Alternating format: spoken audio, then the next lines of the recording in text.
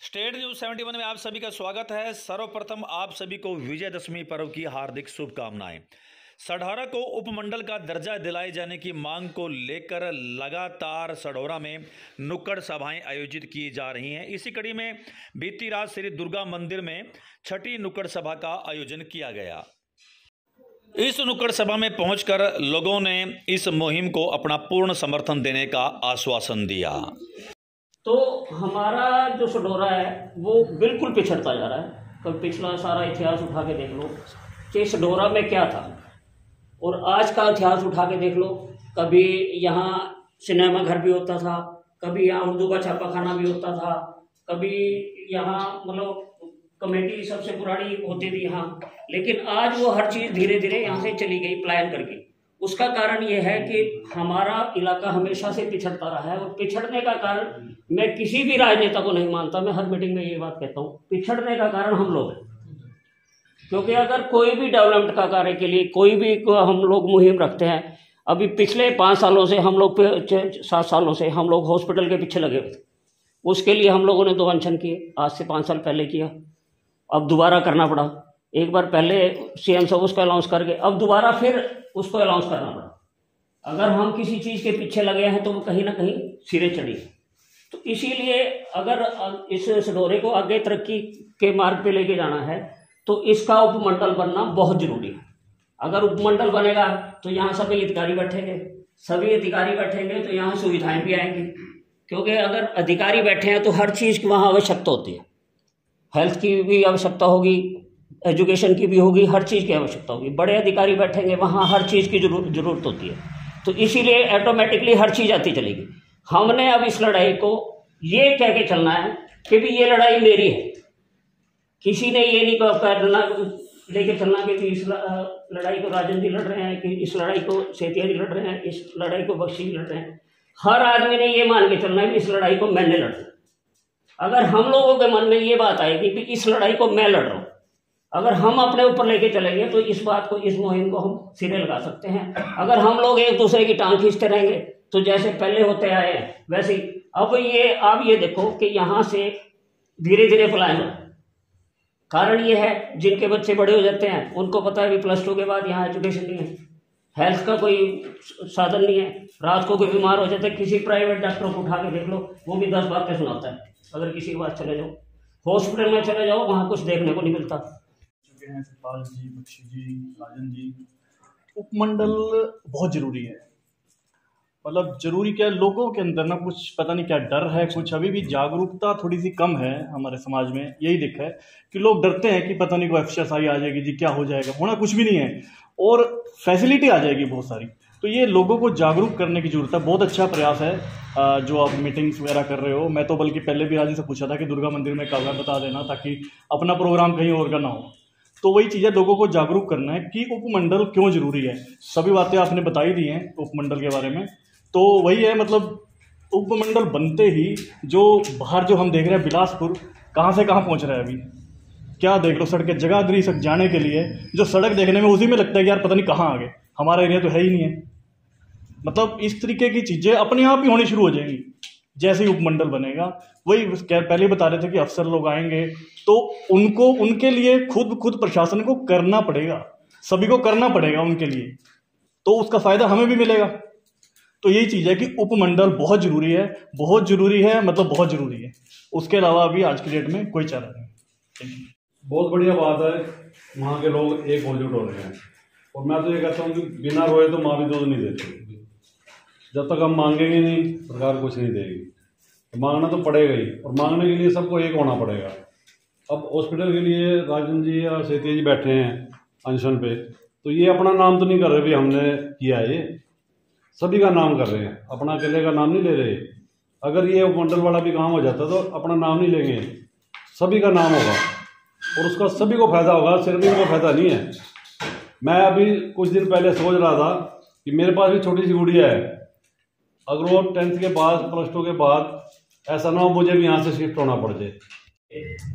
घर बार तो आपका काम है जी, आपका सबका, लेकिन फ्री तो कोई नहीं है ना जी। देखो समय निकाला आप सभी ने, उसके लिए सबसे पहले तो धन्यवाद, आप यहाँ सब पहुँचे। और रही बात अनशन की, तो मेरे युवा साथी हैं, तो मैं अमित भैया आपको कहता हूँ कि जो है अपना डेयरी में 20 लड़के जो हैं मेरे साथ आपके साथ वहाँ पे अनशन पे वाह जी। युवा जो हैं, बाकी 2-4 पहुँच गए, ज़्यादा नहीं पहुँच पाए, कुछ पारिवारिक कारण रहे उनके और कुछ इधर उधर मतलब कहीं शादी में कहीं कुछ। लेकिन रही बात आगे जो दुर्गा मंदिर में या हमारे मोहल्ले में जहाँ भी सभा होगी, आज तो थे 10 मतलब हमारी तरफ से कहे तो मैं, और अगली बार 10 से 1 0 फालतू लग के 100 आदमी हमारे यहाँ पे अगली बार इकट्ठे जरूर होंगे जब भी आप रखोगे, ठीक है जी। और रही बात आपकी जो आपने मुहिम चलाई हुई है, जब भी आप लोगों को हमारा सहयोग चाहिए, तन मन और धन से हम आपके साथ हैं। ये जो है ना, आप यहाँ की तो बात करते ही नहीं, बाहर ही फोटो खिंचाते रहते हो और ये करते हो सारे।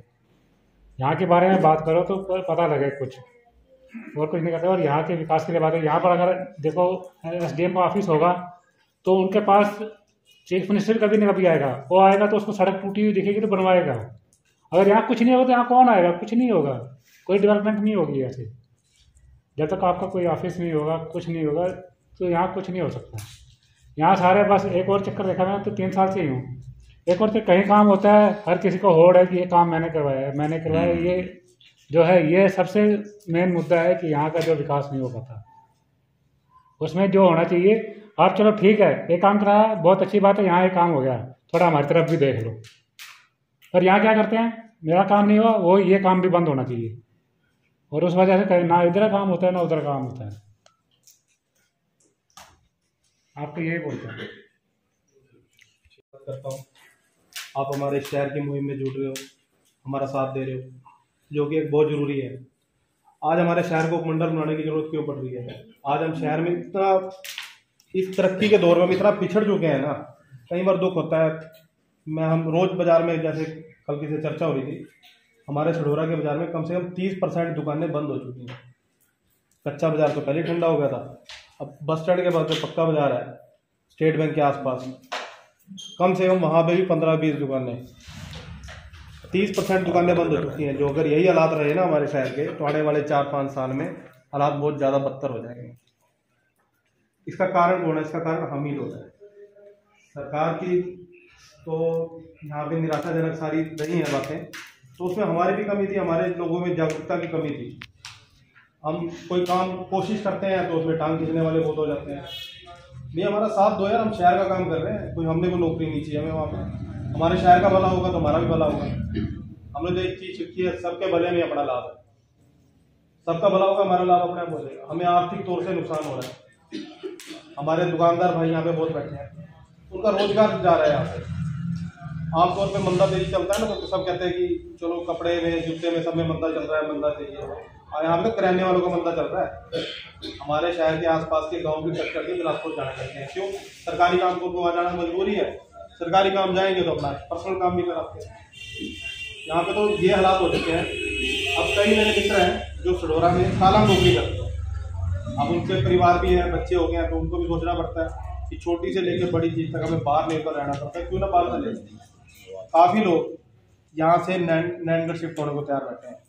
किसी ने प्लाट ले लिया है, कोई लेगा, वहाँ पे तरक्की है, यहाँ से निकल रहे हैं। इसका कारण हम ही तो लोग हैं। अभी चुनावी वर्ष है, अगर हम इसमें लड़ लें इकट्ठे होकर तो 100% हम ये लड़ाई जीतेंगे। प्रशासन आएगा तो हमारी तरक्की का दौर शुरू हो जाएगा।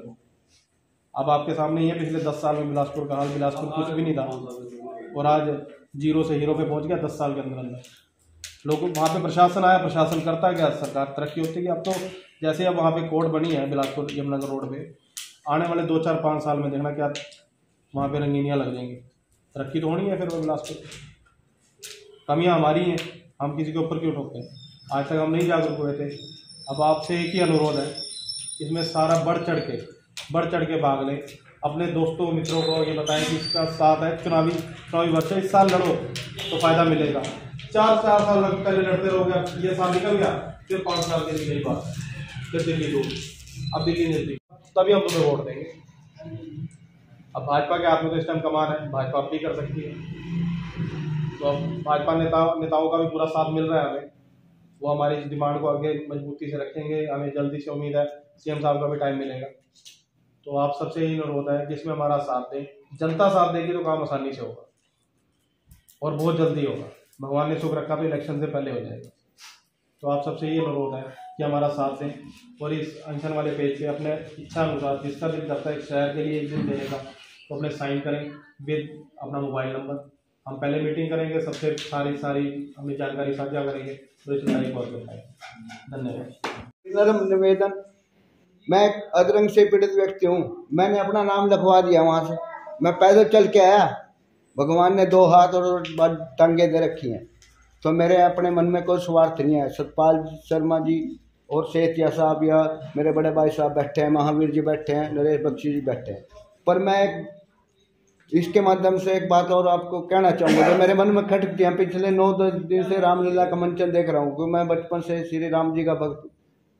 देखिए, हम वहाँ इतने आयोजक धर्म के काम पे इतने आयोजन कर रहे हैं, पर हम अपना समय वहाँ नहीं दे पाते।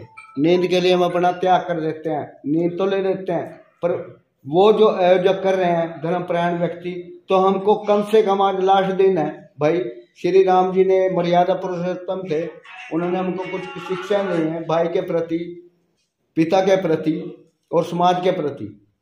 तो उनका कुछ आप यूट्यूब पे तो देख लेते हो, और मैं सारा कुछ यूट्यूब पे है, इंटरनेट पे, पर एक संस्कार जो शहर में हो रही है उसको हाथ जोड़ कर यही निवेदन है, उसको कम से कम आधा घंटा पौना घंटा जरूर देख के आए, और जो भी धार्मिक आयोजन होते हैं शहर में उनमें बढ़ चढ़ कर हिस्सा लें।